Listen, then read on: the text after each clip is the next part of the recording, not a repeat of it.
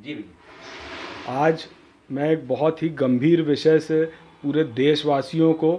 एक पत्र के माध्यम से जो मैंने लिखा है, जो रिसर्च करी है, उससे अवगत कराना चाह रहा हूँ। आज पूरे देश में जिस प्रकार ऑक्सीजन की कमी होने के वजह से और कई सारे आरोप जो ये भी लग रहे हैं कि हॉस्पिटल में हमारे पेशेंट का ऑक्सीजन हमसे बिना पूछे या हमारी बिना जानकारी के या चोरी छुपे निकाल दिया गया, जिस कारण हमारे पेशेंट की मृत्यु हो गई है, उसके संदर्भ में एक बहुत महत्वपूर्ण जानकारी आप सबको देना चाह रहा हूँ।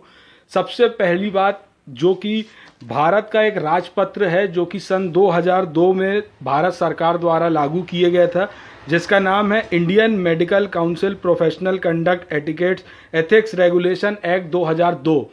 इस रेगुलेशन के तहत कानून बनाए गए थे कि हॉस्पिटल में जो डॉक्टर्स हैं और पूरे देश के डॉक्टर्स का एटिकेट किस तरह का रहेगा, उनका रवैया कैसा रहेगा, कौन कौन सी चीज़ें उनके लिए एथिकल मानी गई हैं, कौन सी चीज़ उनके लिए अनएथिकल मानी गई है, ये सारी चीज़ों का विवरण है। विशेष रूप से इस रेगुलेशन में सेक्शन 6.7 और 6.6 जिसकी मैं बात कर रहा हूँ, उसमें इस बात का विवरण किया गया है जिसको बोलते हैं यूथेनेशिया, जिसको हिंदी में कहा जाता है इच्छा मृत्यु। अगर किसी भी व्यक्ति को जिसको लाइफ सेविंग डिवाइस लगा हुआ है, अगर वो हॉस्पिटल में है, जैसे फॉर एग्जांपल वेंटिलेटर पे है, ऑक्सीजन पे है या किसी भी लाइफ सेविंग डिवाइस पर है, अगर कोई भी डॉक्टर को किसी भी प्रकार से उसका लाइफ सेविंग डिवाइस हटाना है, जो कि फर्स्ट ऑफ ऑल तो वो हटा भी नहीं सकता क्योंकि यूथेनेशिया भारत में बैन है किसी भी प्रकार से, लेकिन अगर किसी कारण वो हटाने का प्रयास भी करते हैं या सोचते भी हैं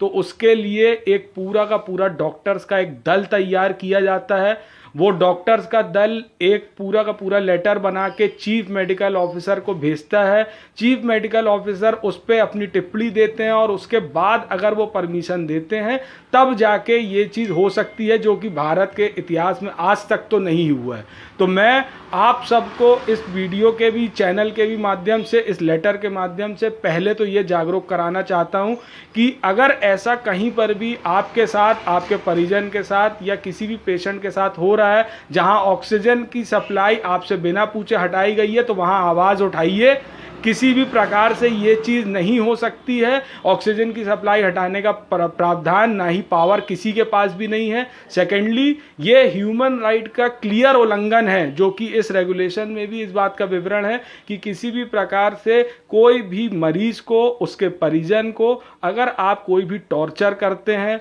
मेंटल हैरेसमेंट करते हैं, गलत जानकारी देते हैं या फिर उनको किसी भी प्रकार की मेडिकल असिस्टेंस में उनको हेल्प नहीं करते हैं, तो ये भी एक तरह का ह्यूमन राइट्स का उल्लंघन है, जो कि इस रेगुलेशन में दिया हुआ है। अब एंड में मैं इस पत्र के माध्यम से, जो कि मैंने ह्यूमन राइट कमीशन को डायरेक्टली लिखा हुआ है इस पत्र के माध्यम से, और लॉ मिनिस्ट्री को भी लिखा है, मैं ये चाहता हूं कि ये जो एक्ट ऑलरेडी बना हुआ है, जो कि 2002 का रेगुलेशन है, इसका पूर्णतः पालन किया जाए। क्योंकि आज इतनी इमरजेंसी की सिचुएशन में जब डॉक्टर्स के एटिकेट, डॉक्टर्स का पूरा रेगुलेशन, पूरी की पूरी उनके जो रेगुलेशन जब सबसे ज़्यादा काम करना चाहिए, वहीं पर ये सबसे ज़्यादा विपरीत काम कर रहा है। और लास्ट में एक चीज़ और जानकारी भी देना चाहता हूं, अगर किसी भी पेशेंट का ऑक्सीजन बिना उसकी जानकारी से हटाया जाता है और अगर आपको इसका कोई भी सबूत प्राप्त होता है या कोई भी ऐसी चीज़ आपको प्राप्त होती है कि भाई कि हॉस्पिटल ने, स्टाफ ने, किसी ने भी मिलकर जानबूझकर, ये जानते हुए कि पेशेंट की हालत गंभीर है, उसके बावजूद भी ऑक्सीजन सप्लाई हटाई, तो ये सीधे सीधे धारा 302 मर्डर की श्रेणी में भी आता है, जिसकी आप चाहें तो पूरी तरह कंप्लेन कर सकते हैं। Thank you.